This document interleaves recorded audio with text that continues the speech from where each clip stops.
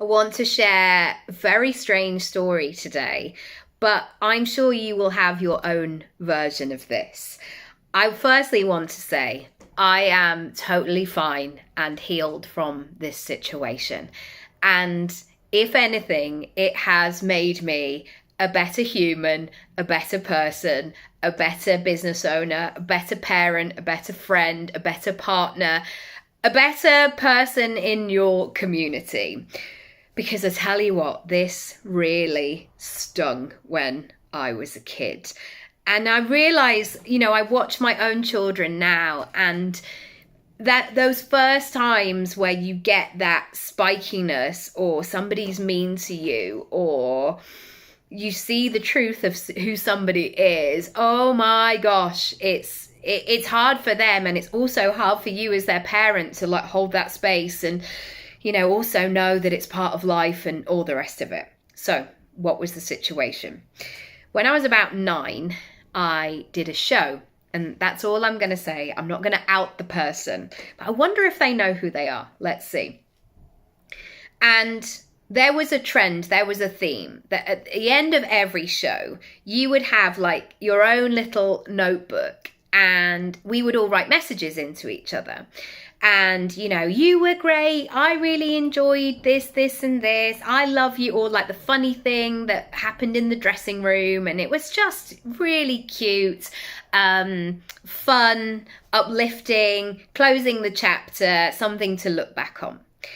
And I remember leaving mine out.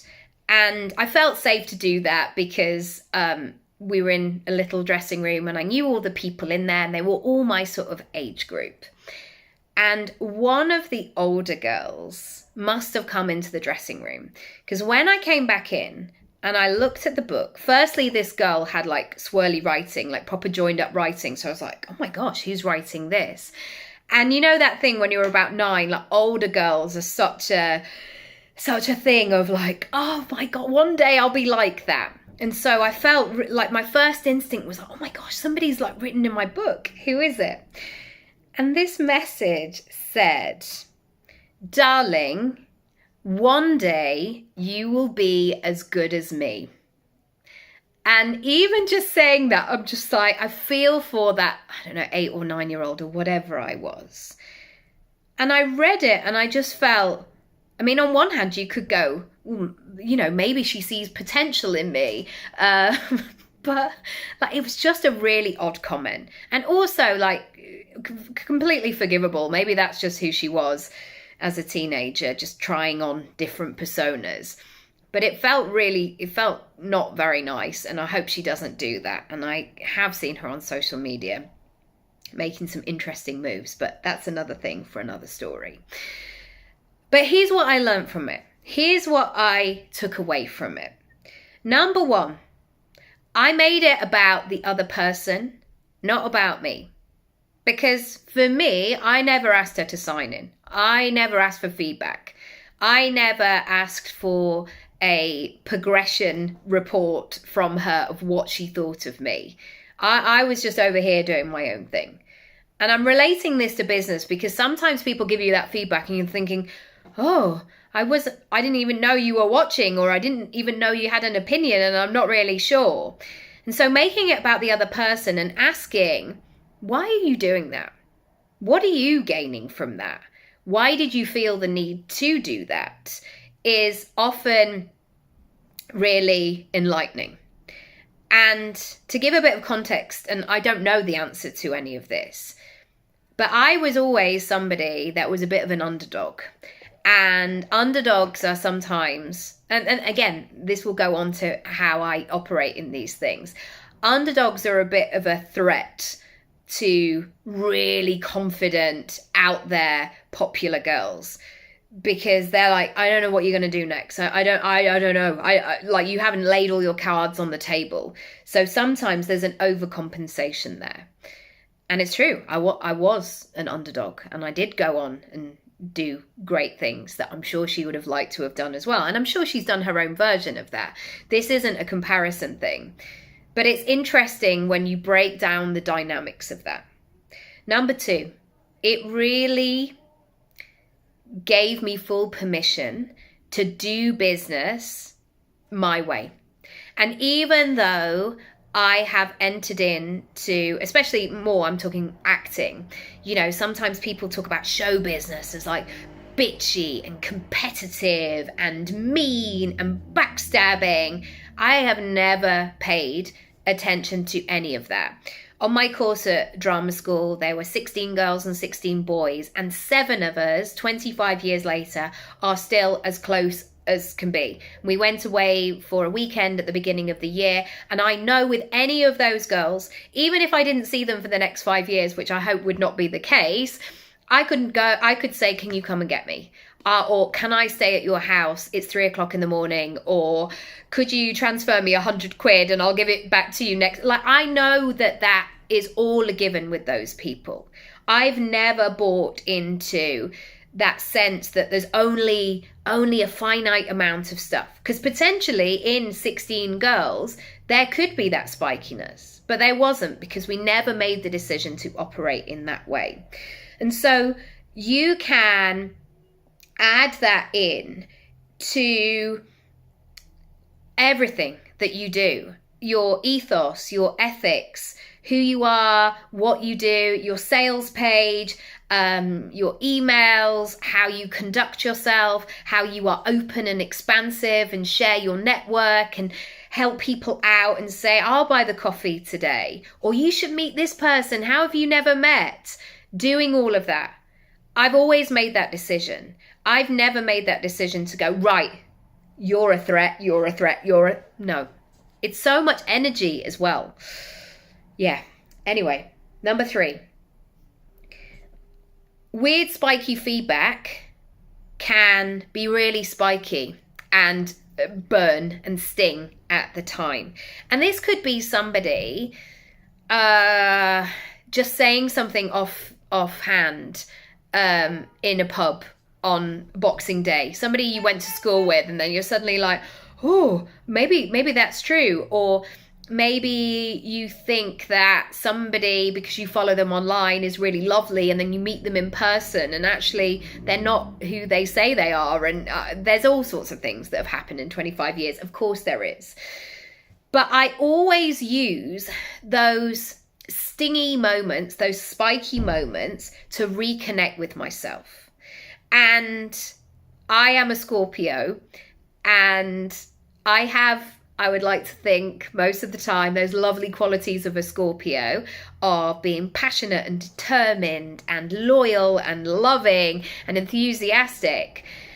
But I also have to admit that I do have a bit of a spike in my tail sometimes, and it doesn't come out, and often it's an internal thing with myself. It's I'll show you, watch me. And I can feel myself like, getting fired up. I use it to drive me forward. And what you mustn't do is just stay in that spikiness and just keep looking at it and looking at it and looking at it. Use it for good. Know that you would probably never give feedback on somebody's business. You wouldn't overstep the mark. So how can you do things differently on your terms? Number 4, I want you to use the feelings to move you forward. I'm really glad that age 8 or 9, I had that realization that people might do that. And at first you can't see that because you're so in the emotion, you're so in the, oh, that really hurt. And like, I remember coming out, my mum looking, and my mum was like, who is this girl? Why's she doing that? That's not very nice. And I've seen it with my own children, that first time where something happens. My son had it with somebody, and he thought that they were all about one particular thing. And then, it was a situation. And the fact that they weren't who he thought they were was the bit that really stung. And yet, I tried to have that positive spin with him of, well, now you know, so you can move forward and you're more equipped for next time. So that spiky moment at 8 or 9 was like, okay, so there might be people out there like that. Okay, so maybe I don't leave that notebook lying around. Maybe I only give it to people that I feel connected with. Maybe I don't open myself up in that way. Maybe I keep things a little bit more sacred. And you learn those things as you go. Sometimes many times, because it's really difficult, because you want to be that nice person and you want to be open, but yeah. Yep. Finally, we all have to trust that karma is doing its thing. And sometimes you can look at other people's lives and businesses and make all kinds of assumptions. Like, that's probably never happened to them. They probably got it all perfectly worked out. They've never felt these feelings or had difficulties or hardships. People only share what they want to share, online, in person. And maybe there are people in your life that you think, actually, I know nothing about them. Or those people who want to know everything about you, but they never share anything. And it's only until maybe later on down the line they share something and they've had a similar experience. And then you go, oh, okay, so that did take a while for that karma to move around, but it did land eventually. And so now when I look back on that nearly, 30 years ago, more than 30 years ago, nearly 40 years ago, for me, it's not about going back and going, no, I need to speak to that person and I need to really let them know how I felt. No, I'm very at peace with it. I'm easeful with it. But what I have used it for is for good. Where do I go? And one final Brucey bonus, I guess, is I know difficulty is really difficult in the moment. That's the whole thing about it. But often it will become part of your story. And whether you choose to say that or not is it is entirely up to you. Of course it is. But I tried to do something this week and I noticed I could do it very quickly because I wasn't scared of doing this thing anymore because I'd faced other scarier things. And I love that moment where you realize how you've overcome things, how you've built that tenacity, how you've built that resilience, how you've evolved and healed as a person as well. If you are having a difficult situation, I want to send you a lot of love and strength, and you will be in my thoughts. I wonder if she'll watch this. Anyway, I've said it now. Lots of love. If you want to book a session, send me a message. Go to my website, nickyraby.com. Lots of love. Bye.